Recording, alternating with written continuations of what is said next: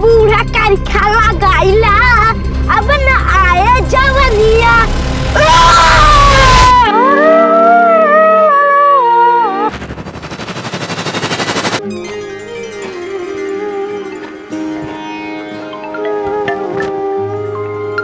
Hello कहा दोस्त, कहाँ बाटिया? अरे काम धाम छोड़ा हुआ, चली गेटे घूमे आई। हाँ ठीक बाबा तही। कहाँ चले बाबू बस 5 मिनट रुको आवत तही। बेटवा आलतू फालतू दिन घुमा करा, आजकल के जुग जमाना सही नहीं बाटे। आधा घंटा ज्यादा हो ससुर ने आती कजनी क्या करता है, अबे तक नहीं आई पैन हटाम जात बाटी अकेले।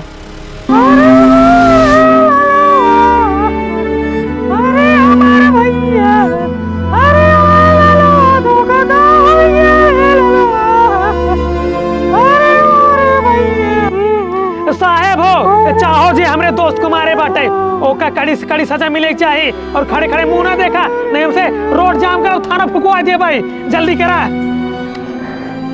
शांत रहा, पुलिस अपन कार्रवाई करत बाटे। तो होके तो हमें मना करत रहे हमारे बेटा। तो है केहू के ऊपर शंका बा?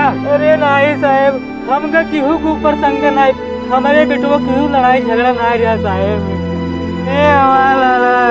अपने बेटो मोबाइल देते चेक होए। ला साहब ला। अरे मोरे लालो। बोल सारे ओका काकरी मारे है, बोल जल्दी से बोल। साहेब हम नहीं मारे हैं, हम नहीं मारे साहेब। हम जानता ही ओका तही मारे है, बताए चार ने तो का नंगा कहीं मारा बाबा। हाँ साहेब हम ही मारे हैं। काकरी ओका मारे है साहेब वो सर्व हमरे प्यार के बीच में आवत रहा, काल के स्कूलों ना आई रहू। तू दोनों जने जीवन काटता है ना, तेरा तुमसे घरे बताई थी।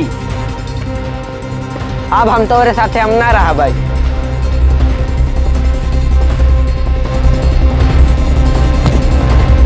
बता रहे कौन नहीं?